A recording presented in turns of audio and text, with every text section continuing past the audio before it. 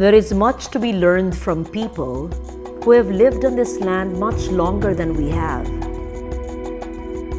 A knowledge that manifests itself not only in their relationships with nature, their songs and epics, their technology and creations, but in their very survival.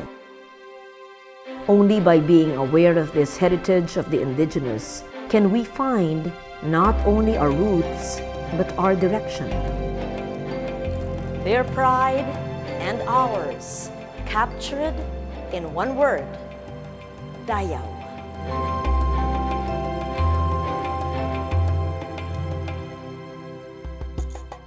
Nature creates, man imagines, and man recreates. Great events take place, man remembers, and man reimagines. Through a piece of music, a song, a ritual, a chant, an oral joust, even an epic. And as these grow and are eventually passed on, the memory becomes a code of conduct or a collection of lessons, a manual that teaches one how to be perhaps a good Meranaw or a good Ifugao or a Mangyan, and hopefully an ideal of one's identity. The oral traditions of our indigenous peoples are the subject of our second exploration, yet another source of Dayaw, our knowledge, our pride.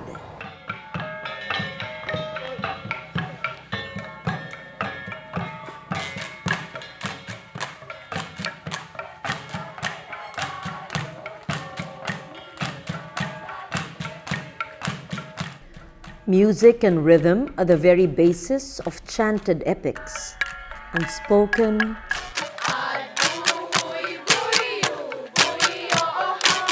wordless repetitions,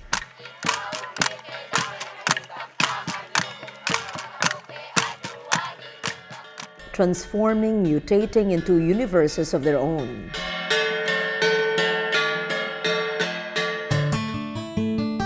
Before we listen to the indigenous epics, I want you first to listen to a Maguindanao virtuoso. The late Samaon Sulaiman, who was among the first indigenous artists to be awarded the Gawad Manlilikhang Bayan.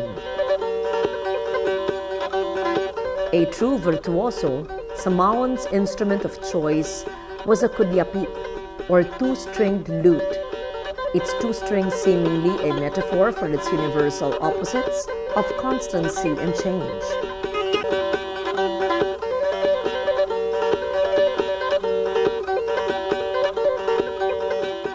The music he chose to master was a reflection of the stately court traditions of the Maguindanao.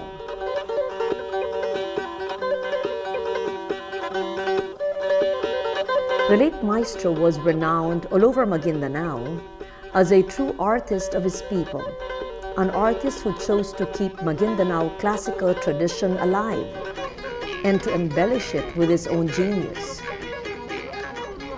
His melodic and rhythmic permutations transform, mutate into a universe of their own.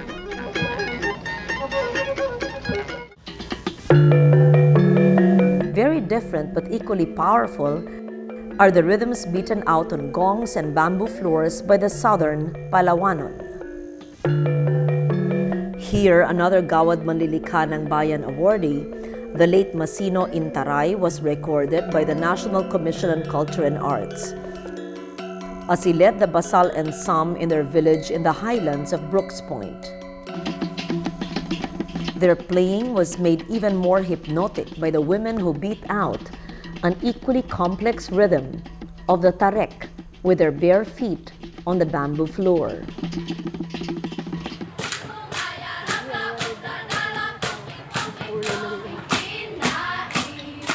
When the human voice musically mirrors and echoes the complexities, textual meanings, and flow of narratives, the chant is born.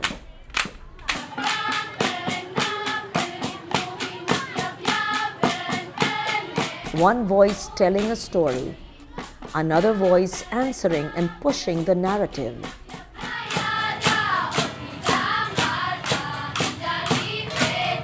Then, a whole community joining in.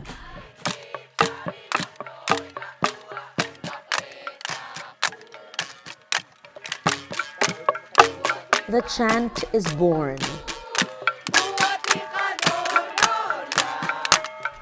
The epic unfolds.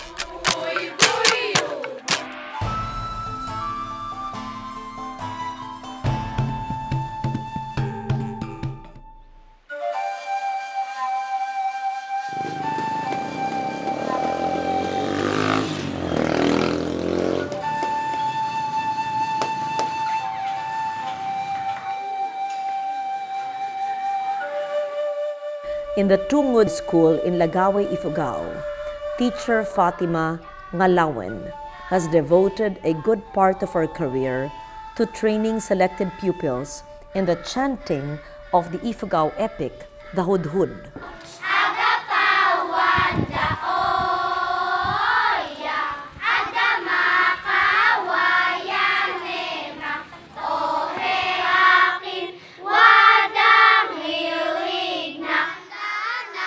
She selects a girl from each batch who will be the lead chanter or the munhawe, as well as others who will form the chorus or munabuy.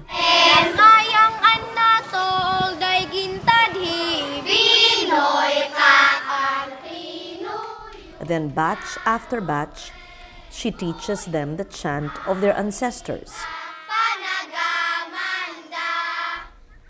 The hudhud has been recognized by the UNESCO as one of the masterpieces of humanity's intangible heritage.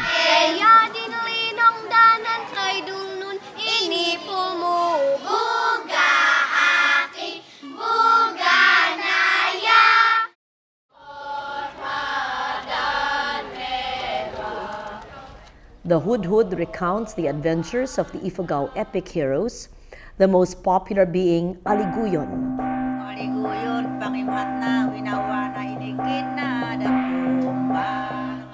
The culture hero, whom legend says taught Ifugao women the hudhud of other heroes.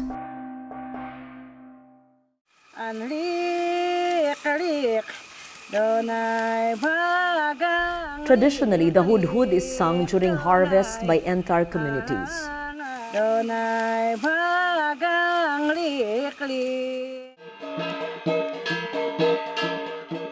It is also sung during important ritual occasions.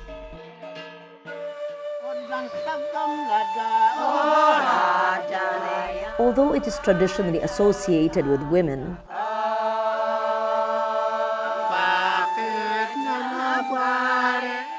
men are also allowed to sing in the chorus.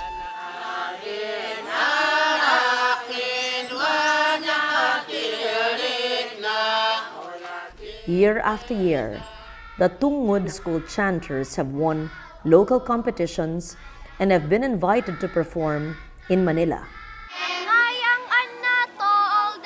And with every passing batch, the legacy of this chant is passed on to the young Ifugaos. I invited the elders to chant, and then I recorded their song. Afterwards, I must have to learn the song. After 2 weeks, I memorized it, and then that's the time I taught it to the children.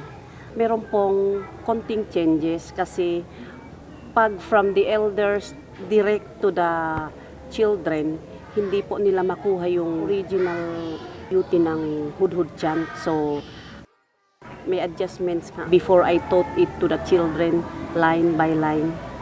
There are many words that I cannot understand. Some words were very deep.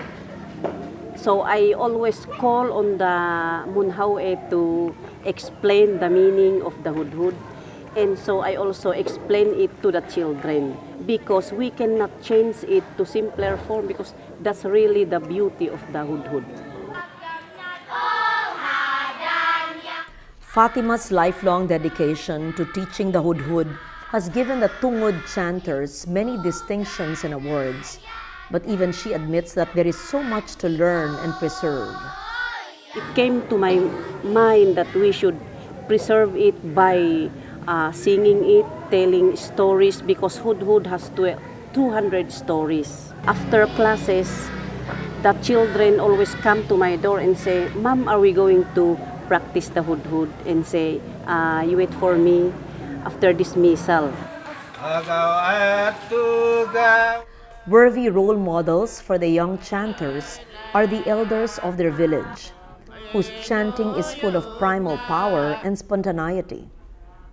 Although the hudhud is traditionally chanted by women in the fields during harvest, Manong Leonardo and his neighbors know it well and will sing it, male and female elders in one chorus, to make sure it is passed on to young Ifugaos.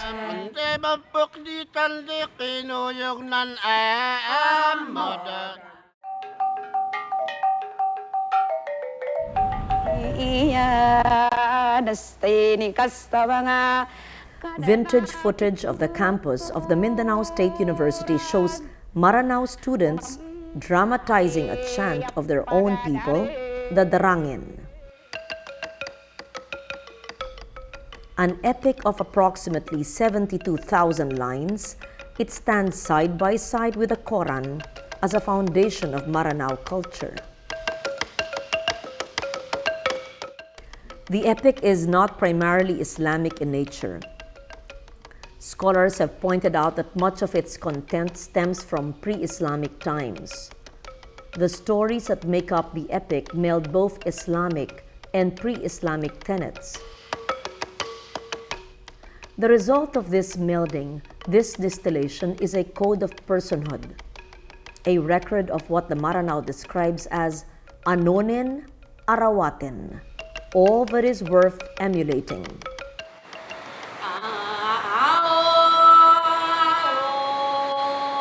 "25 song cycles make up the Darangen, of which only 18 have been recorded and studied. Although a majority of the songs deal with the adventures and romances, other songs deal with the laws on kingship, succession, warfare, diplomacy, and statesmanship.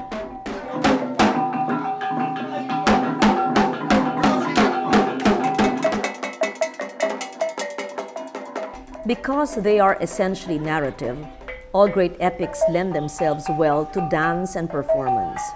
The Darangen is so rich that chapters and vignettes can readily become performances in themselves.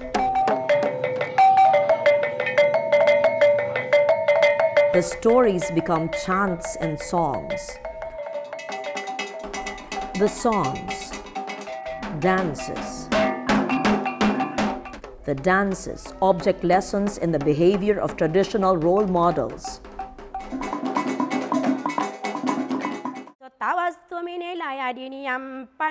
The honor is a professional singer, dancer, and chantress whose services are much in demand in Meranaw society. During weddings and parties, she is hired to perform traditional songs and display skills like playing the kulintangan. But more than a hired pro, the honor is expected to act and behave in the manner of the legendary princesses of the Darangen, a role model and a living embodiment of all that is graceful and gracious in a Meranaw woman. Natuto akong maging honor kasi noon, yung tita ko, honor siya, sumasama ako sa kanya. Ina-realize ko na maganda pala yung magiging honor. Kailangan ng honor, pag pumupunta doon, maganda siya, inaayos yung mukha, pati damit niya maganda, para pagdating doon, maganda siya tingnan. At saka yung boses, yung parang sabihin natin yung parang hindi na sinasabihin na yung boses natin masyadong matigas, yung medyo may pagkalambot yung boses. Mahalaga sa akin yung pagiging honor ko. Kahit papaano na yung mga pamilya ko, tsaka yung kamag-anak, yung ka-relatives ko, na pwede rin nila ako ipagmalaki kasi marunong kahit papaano may career din ako. Older footage shows another honor demonstrating the proper behavior expected of a Meranaw princess. again influenced by the role models found in the Darangen.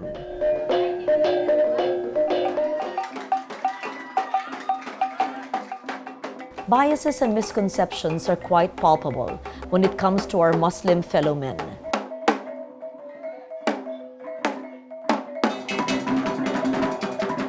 Their image sometimes clouds our ability to see the richness of their traditions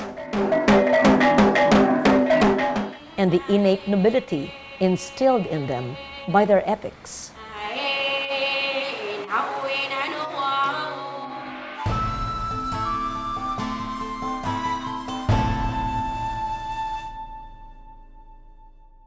When man commits his epics, his stories, his feelings into a written text, he commits these to more than just memory. He puts down in writing not only his very being, but the essence of his entire race. And for that, one needs more than just a chanted song. One needs a syllabary in a system of writing.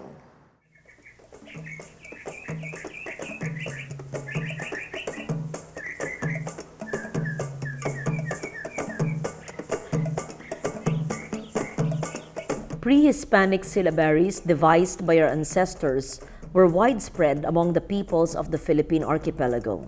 However, they now survive only among 4 indigenous cultural communities in Mindoro and Pala-wan. The most famous of these is a syllabary of the Hanunuo Mangyan of Mindoro. The scholar Anton Pusma describes the unique qualities of the Mangyan syllabary. The Mangyan culture, the ambahan, is still alive. It is still being practiced by the Mangyans. If it was not for their value, their cultural value, I wouldn't mind it. Encourage the Mangyans, especially the older people. Do not forget to teach your children what you inherited from your forefathers. The late Ginaw Bilog was a master of the syllabary and its use in the ambahan, the traditional poetic verse form of the Mangyan. In this rare footage, the Gawad Manlilikhang Bayan awardee demonstrates his mastery of the syllabary and his skill in etching his own verse on bamboo. Ito ay galing pa sa aming mga ninuno. Noong una, marunong din po ang aking ama. Kaya gumaya po ako sa aking ama. Kung minsan, mayroon po kaming ambahan na tataginip, na panaginip po laang. Ito po ay kahit ilang taon, kahit 10 taon, basta't hindi mabasa, hindi masira, hindi madudurog ito. Matapag mga duwa, magkunkunosigun layan, magbilin kay. We wanted to make sure that the very important epics of the Philippines, especially Darangen and hudhud, will survive the passage of time. And initially, what we did was to submit these epics for declaration by UNESCO as masterpieces of the oral and intangible heritage of humanity. These are the epics hudhud and Darangen.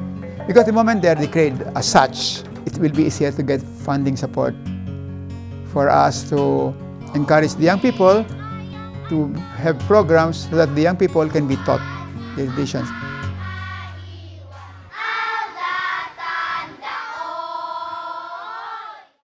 Music that is both sophisticated and powerful. Songs and chants worth passing on to future generations. Epics that show us ideals of heroism. Syllabaries and alphabets where memories and emotions are captured. All gifts of the mind and the intellect.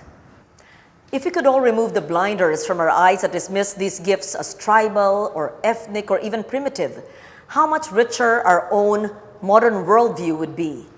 And how much more we could feel and rejoice in Dayaw, our knowledge, our pride.